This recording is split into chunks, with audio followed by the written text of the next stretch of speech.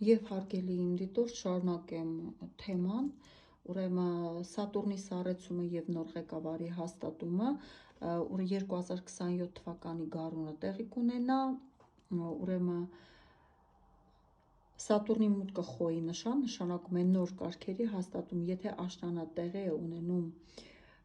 անկում, ապա Սատուրնը գարնանը գալիս է սառեցնելու քաոսը և բերում է մի նոր անձի, ով ստանում է երկրի ծանր պատասխանատվությունը, ինչը Սատուրնի ուղղակի գործառույթն է։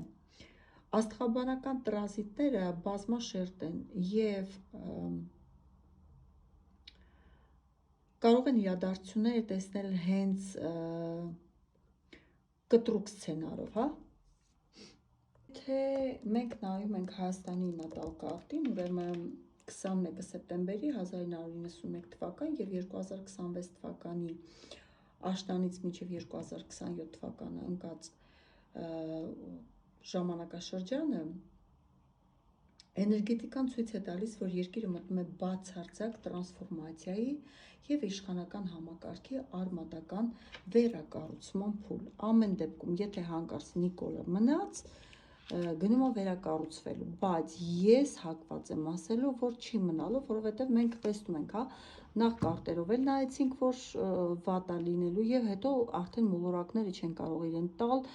այսպես մնալու հնարավորություն, որովհետև շատ ծայրահեղ ծանր է դասավորված լինելու, գնում է դեպի քայքայում և Հայաստանի քարտեզը, եթե հիշում եք նախորդ իմ նյութից, մերժում է Նիկոլի էներգիան։ Եվ դրա համար ինչպես են դասավորվում մոլորակները հենց այդ ժամանակ, ուրեմն հիմնադրամ քարտեզում և ինչպես են լինելու նոր ղեկավարի տիպաժն ու էներգիան 2026 թվականի աշնանը և 2027 թվականի գարնանը Հայաստանի նատալ քարտում լուսինը, որը խորհրդանշում է ժողովրդին և երկրի ներքին հոգեվիճակը, գտնվում է ջրհոսի նշանում, իսկ արեգակը պետականությունը և ղեկավարը կույսում։ Պլուտոնի տոտալ տրանսֆորմացիա, տրանզիտային Պլուտոնը մահվան և վերածննդի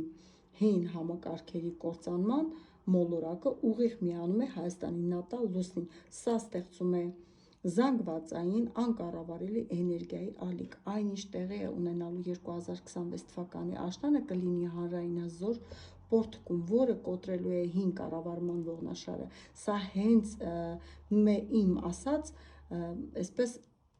կարևոր ընթացքն է, երբ հին իշխանությունը չի կարողանալու պահել իր ղեկը, իսկ ձևավորում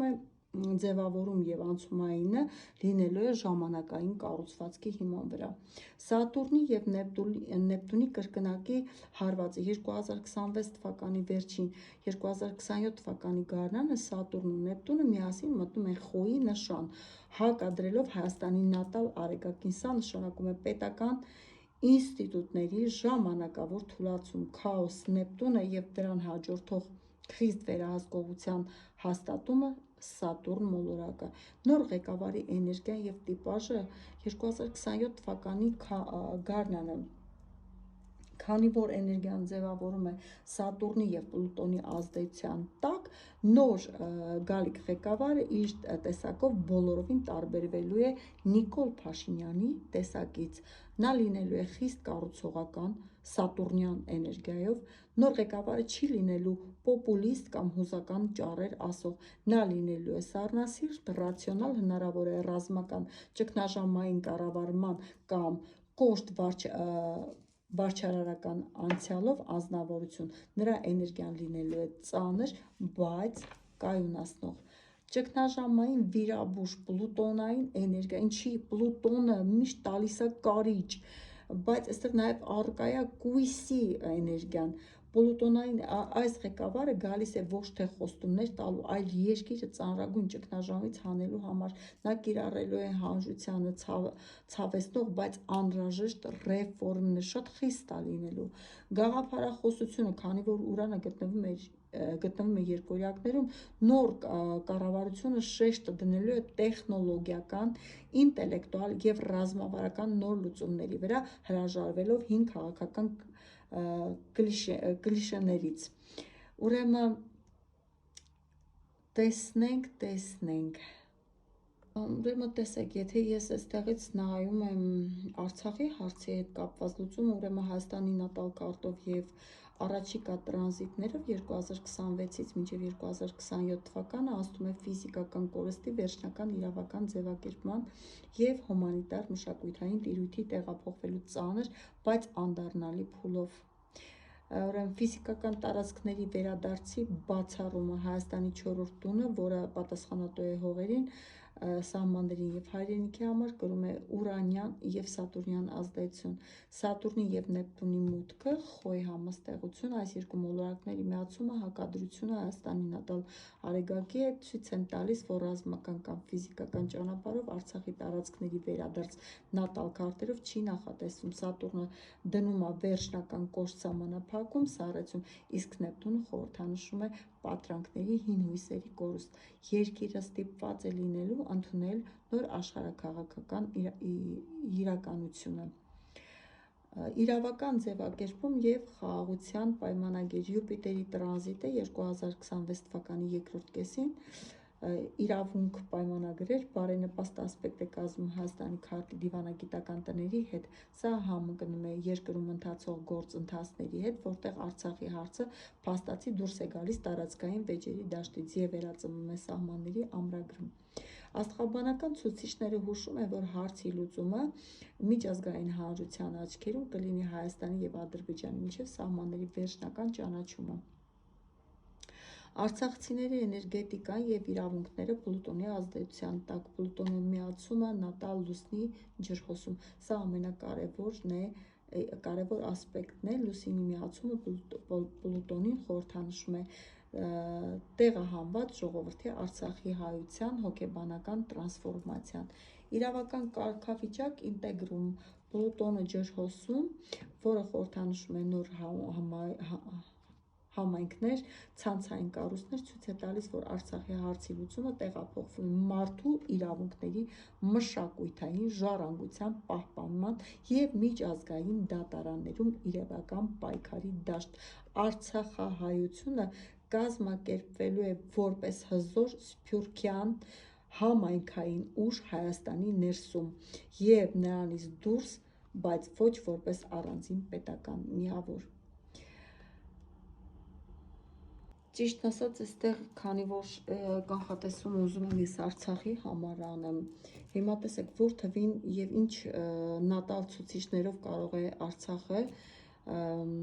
փոփոխությունների ենթարկվել եւ սահմանների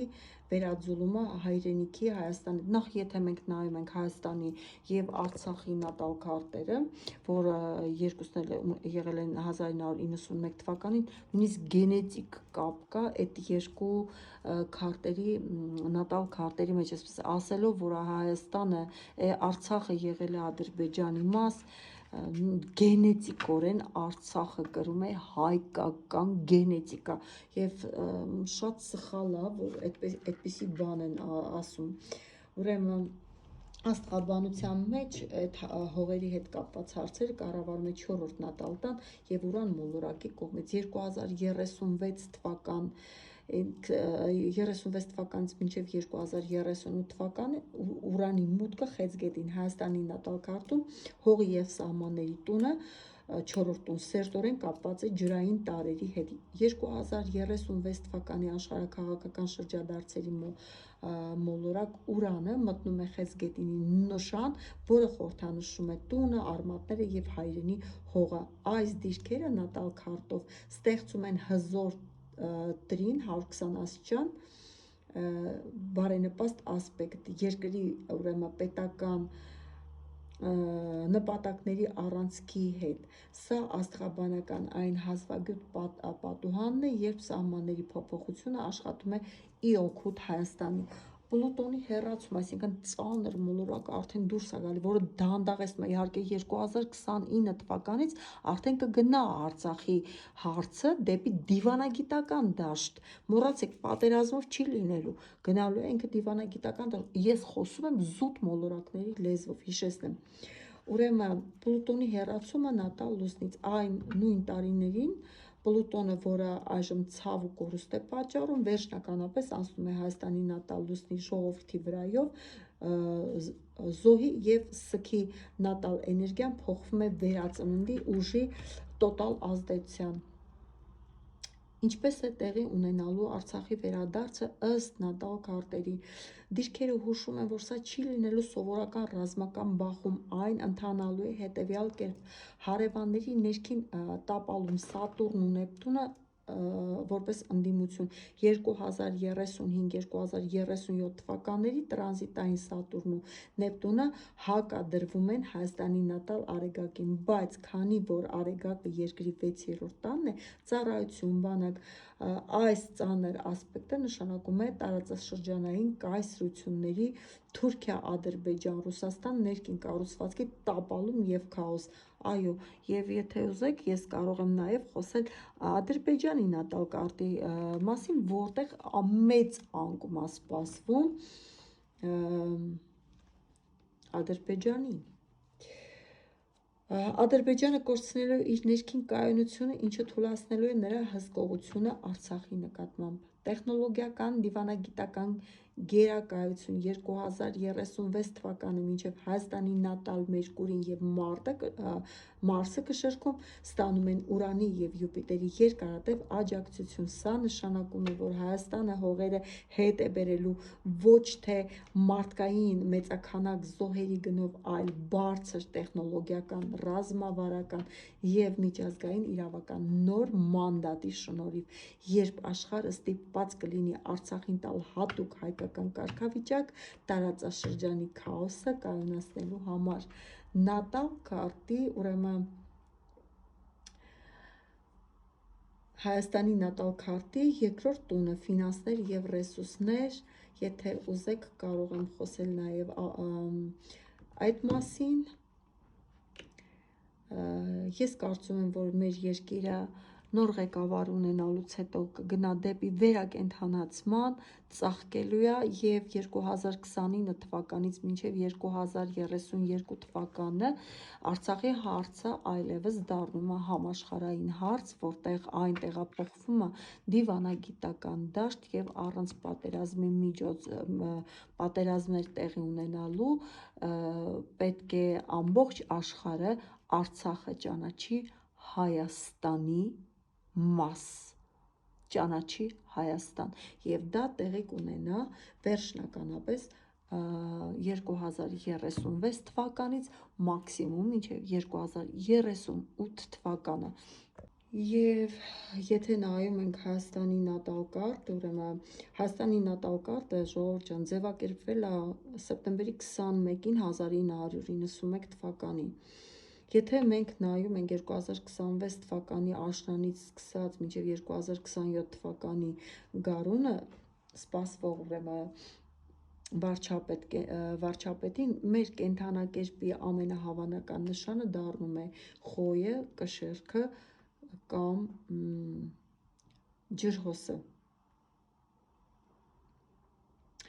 Այստեղ չի բացառվում, էլի եմ ասում, խոյը եւ մեկ էլ մտածում եմ կարիճի, կենդանակերպի կարիճ նշանի համար։ Ուրեմն խոյ կունենա կամ այդ կունենա, տեսեք, այստեղ ես իհարկե կխոսեմ նաեւ այդ նշանի հետ կապված, նույնիսկ անունով կասեմ, բայց այստեղ ես մի քանի հոգու այսպես առանձնացրել եմ, որոնց նատալ կարտերը դեռ չեմ հասցրել ուսումնասիրել, բայց խոյը ունենալու է մարտական եւ կտրուկ էներգիա, աստղաբանական հիմնավորում աշնանը 2026 մինչև 2027 գարնանը Սատուրն ու Նեպտունը միասին գտնվում են խոյի նշանում եւ ուղիղ հարվածում են Հայաստանի նատալ Արեգակին։ Տիպաժը այս ծանր տրանզիտը ցույց է տալիս, որ ասպարեզ են գալիս մի անձնավորություն, ով իր նատալ քարտում ունի ուժեղ խոյի էներգիա, կարող է ասցենդենտը լինի նույնիսկ խոյում, Արեգակը, Մարսը կամ ասցենդենտը, այո, նա լինելու է վճռական ճգնաժամային իրավիճակներում կտրուկ քայլեր անող եւ ուժային կառույցների հետ կապ ունեցող ղեկավար։ Կշեռք, դիվանագիտական եւ իրավական էներգիա, աստղաբանական հիմնավորում, Հայաստանի նատալ քարտում իշխանությունը եւ ղեկավարի տունը, 10-րդ տունը սկսում է կշեռքի նշանից, բայց այդ երկրի նատալ Մերկուրին եւ Մարսը գտնվում են հենց կշեռքում։ Եվ քանի որ այստեղ խոսքը գնում է Մերկուրի մոլորակի մասին, այստեղ նաեւ չի բացառվում կույսը։ տիպաժը, նոր ղեկավարը կարող է լինել արեգակնային կամ լուսնային կշերկ, այսինքն ասցենդենտը լինի կշերկ, հենց սա է խնդիրը, որ եւ ասցենդենտի էներգիան կա քարտեզներում եւ այդ կենթանակերպ, այստեղ մի քիչ դժվար է հասկանալ վերջնականապես սա խոսքը ասցենդենտի էներգիայի մասին է, թե իր արևի էներգիայի մասին է։ Բերելու է իրավական հավասարակշռություն, օրենքի գերկայունություն եւ միջազգային դիվանագիտության մեջ խոսելու մեծ տաղանդ, ինչը անհրաժեշտ է լինելու ժամանակավոր կառավարման փուլում երկիրը կառուցելու համար։ Ջրհոս,